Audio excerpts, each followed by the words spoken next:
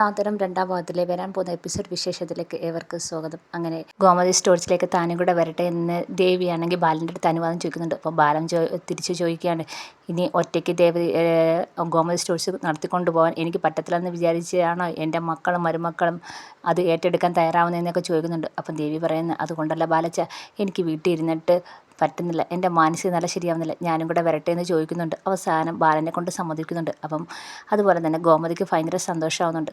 കാരണം ആ അന്തരീക്ഷത്തിൽ നിന്ന് ദേവി മാറി നിൽക്കുമ്പോൾ തന്നെ ദേവിയുടെ മാനസിക നില മാറി പഴയതുപോലെ ആവുമെന്നുള്ളൊരു വിശ്വാസം ഗോമതിക്കുണ്ട്.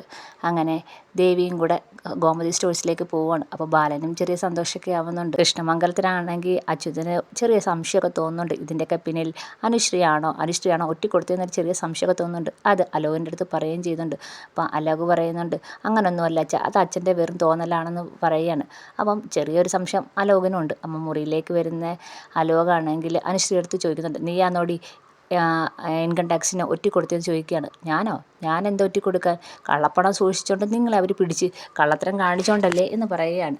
നീയാണെങ്കിൽ കൂടുതൽ വിളച്ചിലെടുക്കല്ലേ എൻ്റെ മുന്നിൽ, 1-2 വട്ടം നീ എൻ്റെ മുന്നിൽ ജയിച്ചെന്ന് പറഞ്ഞ് എപ്പോഴും നീ ജയിക്കാൻ നോക്കുമോ എന്ന് ചോദിച്ചുകൊണ്ട് അനുശ്രീയെ അടിക്കാൻ ഒരുങ്ങുന്ന അനുശ്രീയുടെ കയ്യിൽ നിന്ന് അലോകിന് നല്ലത് കിട്ടുന്നുണ്ട്.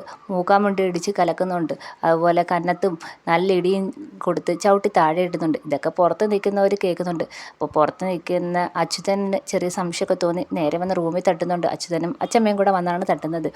എന്താ ഇവിടെ ബഹളം നിൽക്കുകയാണ്. അപ്പം ഒന്നുമില്ല എന്ന് പറയുന്നുണ്ട്. ഉടനെ അച്യുതൻ്റെ ഭാര്യ പറയുന്നുണ്ട്, ഇവരെ ഇവിടെ നിർത്തിയാൽ ശരിയാത്തില്ല, ഇവരെ ഹണിമൂണിൽ എങ്ങോട്ടെങ്കിലും പറഞ്ഞു വിടണം, ഈ പിള്ളേർ ഇവിടെ നിൽക്കണ്ട എന്നൊക്കെ പറഞ്ഞുകൊണ്ട് അവർ ഭയങ്കര സന്തോഷത്തോടെ സംസാരിക്കുകയാണ്. ഈ സമയത്ത് അച്യുതന് ഭയങ്കര കാര്യമൊക്കെ മനസ്സിലാവുന്നുണ്ട്. അനുശ്രീ എടുത്തിട്ട് മോനെ പഞ്ഞിക്കിട്ടുകയാണെന്ന് മനസ്സിലാവുന്നുണ്ട്. അങ്ങനെ അകത്തുനിന്ന് ഇറങ്ങി വരുന്ന അലോകിനെ കാണുമ്പോൾ തന്നെ അവരെല്ലാം കളിയാക്കുന്നുണ്ട്. പക്ഷേ അച്യുതന് കാര്യം മനസ്സിലാവുന്നുണ്ട്. അച്യുതൻ പുറകെ ചെന്നിട്ട് ചോദിക്കുന്നുണ്ട്, നിനക്ക് ഭാര്യയുടെ കയ്യിൽ നിന്ന് ഇങ്ങനെ അടിയും കൊണ്ട് നടക്കാൻ നിനക്ക് നാണമില്ലേ എന്നൊക്കെ ചോദിക്കുന്നുണ്ട്. അങ്ങനൊന്നും അല്ല അച്ഛൻ എന്നൊക്കെ അലോക് പറയുന്നുണ്ട്. എനിക്കറിഞ്ഞൂടെ, അവൾ ദേവമംഗലത്തെ കുട്ടിയല്ലേ, അവൾക്ക് എന്തായാലും നമ്മളോടൊരു വിരോധം കാണാതിരിക്കത്തില്ല എന്ന് പറയാണ്. ഞാൻ ശ്രദ്ധിച്ചോളാം അച്ഛൻ എന്ന് അലോക് പറയുന്നുണ്ട്. ഈ സമയത്ത് ദേവമംഗലത്താണെങ്കിൽ ആര്യന് ഭയങ്കര വിഷമത്തോട്ടിരിക്കുകയാണ്. അപ്പം ആര്യൻ്റെ അടുത്ത് മിത്ര ചോദിക്കുന്നുണ്ട്, എന്താ ആര്യ വിഷമിച്ചിരിക്കുന്നതെന്ന് ചോദിക്കുകയാണ്. അനുശ്രീയുടെ കാര്യം ആലോചിച്ച് വിഷമിച്ചിരിക്കുകയാണെന്ന് പറയുന്നുണ്ട്. അതിനെത്ര വിഷമിക്കാൻ എന്തുവാ, അനുശ്രീക്ക് പ്രത്യേകിച്ച് കുഴപ്പമൊന്നുമില്ലല്ലോ, പിന്നെ സന്തോഷിക്കല്ലേ വേണ്ടുന്നത്, കൃഷ്ണമംഗലത്ത് ഇത്രയും പ്രശ്നം ഉണ്ടായത് നമ്മൾ സന്തോഷിക്കല്ലേ വേണ്ടതെന്ന് പറയണം.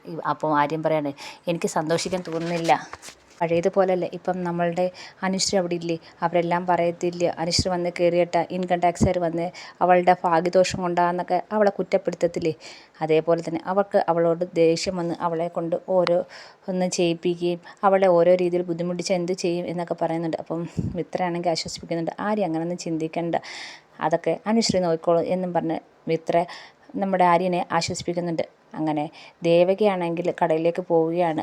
അതേപോലെ മീനാക്ഷി ജോലിക്ക് പോകാൻ ഇറങ്ങുമ്പോൾ ഫുഡൊക്കെ എടുത്ത് കൊടുത്തിട്ട് ദേവകിയെ പോകാനായിട്ട് യാത്രയാക്കുന്നുണ്ട്. അപ്പം മീനു പറയുകയാണ്, ഇന്നാണെങ്കിൽ നമ്മുടെ അനുശ്രീയുടെ റിസൾട്ട് വരുന്ന ദിവസമാണ്. അപ്പം ദേവകി പറയുന്നുണ്ട്, അതിനെന്താ വരട്ടെ, അതിനെന്തുവാ, നമ്മൾ വല്ലവരുടെയും കാര്യം തിരക്കേണ്ട ആവശ്യം എന്താണെന്നൊക്കെ ചോദിക്കുന്നുണ്ട്. അപ്പം മീനു പറയുന്നുണ്ട്, ഞാൻ എന്തായാലും അനുശ്രീയുടെ റിസൾട്ട് നോക്കും, അമ്മയെ വിളിച്ച് പറയുകയും ചെയ്യും, എന്നെ ഒന്ന് വിളിച്ച് പറയണ്ട എന്ന് ദേവകി പറയുന്നുണ്ട്. എന്നാലും ഞാൻ വിളിച്ച് പറയുമെന്ന് പറയാണ് എന്നും പറഞ്ഞ് മീനു അങ്ങ് പോവുകയാണ്. ഇങ്ങനെയൊക്കെയാണെങ്കിലും ദേവകിക്ക് അനുശ്രീയുടെ റിസൾട്ട് അറിയണമെന്ന് വലിയ ആഗ്രഹമുണ്ട്.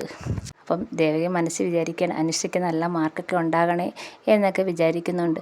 അങ്ങനെ റിസൾട്ട് അറിയുമ്പോഴത്തേക്ക് നല്ല മാർക്കോടെയാണ് അനുശ്രീ വിജയിക്കുന്നത്. ഇതറിഞ്ഞ് മീനു ആണെങ്കിൽ നേരെ ദേവകിയെ വിളിക്കുന്നുണ്ട്. അപ്പം ദേവകി വിളിക്കുമ്പോൾ ദേവകി ഇതും കാത്തിരിക്കുകയാണ്. കാരണം മീനു വിളിക്കുമെന്ന് പറഞ്ഞല്ലോ. അപ്പം വിളിക്കുമ്പോൾ തന്നെ ചോദിക്കുന്നുണ്ട്, എന്താടി എന്ന് ചോദിക്കുന്നുണ്ട്. ഒന്നുമില്ല, ഞാൻ വെറുതെ വിളിച്ചാന്ന് മീനു പറയാണ്. എന്നാലും നീ എന്തിനാ വിളിച്ചതെന്ന് പറയാണ്. അപ്പോൾ മീനു പറയാണ്, ഞാനിപ്പം അനുശ്രീയുടെ റിസൾട്ട് പറയുമെന്ന് വിചാരിച്ചില്ലേ അമ്മ ഇത് ചോദിക്കുന്നത്, അനുശ്രീ നല്ല മാർക്കോടെ പാസ്സായി എന്ന് പറയണേ. ഇത് കേൾക്കുമ്പോഴത്തേക്ക് ദേവയ്ക്ക് ഭയങ്കര സന്തോഷമാവുന്നുണ്ട്. പക്ഷേ മീനുവിൻ്റെ മുന്നിൽ നല്ല ദേഷ്യമായിട്ട് തന്നെയാണ് ദേവകി കാണിക്കുന്നത്. അപ്പം ദേവകി അറിയാണ്, അതിനെന്തോ ഞാനെന്താ വേണം, ആരെങ്കിലും നല്ല മാർക്ക് ഇതിൽ പാസ്സാവട്ടെ, അതിന് ഞാനെന്താ വേണം എന്ന് പറയാണ്. അമ്മയ്ക്ക് എത്തല്ല റിസൾട്ട് അറിഞ്ഞല്ലോ, അതറിഞ്ഞാൽ പോരായിരുന്നോ എന്ന് മീനു ചോദിക്കുകയാണ്. ഈ സമയത്ത് കൃഷ്ണമംഗലത്താണ് ആണെങ്കിൽ അനുശ്രീ ഭയങ്കര സന്തോഷത്തിലാണ്. നല്ല മാർക്കോടെയാണ് അനുശ്രീ പാസ്സായിരിക്കുന്നത്. അതുകൊണ്ട് തന്നെ വീട്ടിലെല്ലാവർക്കും ഭയങ്കര സന്തോഷമാണ്. മുത്തശ്ശിക്കും അലോകിൻ്റെ അമ്മയ്ക്കും ഒക്കെ ഭയങ്കര സന്തോഷമാകുന്നുണ്ട്. പക്ഷേ അലോകിന് മാത്രം അത്ര സന്തോഷമില്ല. കാരണം അനുശ്രീ അലോകിനോട് അങ്ങനെയാണ് പെരുമാറുന്നതെന്ന് അലോകിന് നന്നായിട്ടറിയാം. അതുപോലെ അച്യുതനും അത്ര സന്തോഷമൊന്നുമില്ല. ഇതിനൊക്കെ പിന്നിൽ അനുശ്രീ ആണെന്നൊരു സംശയം അച്യുതനും ഉണ്ട്. അതുകൊണ്ട് തന്നെ അച്യുതനും വലിയ സന്തോഷമൊന്നുമില്ല.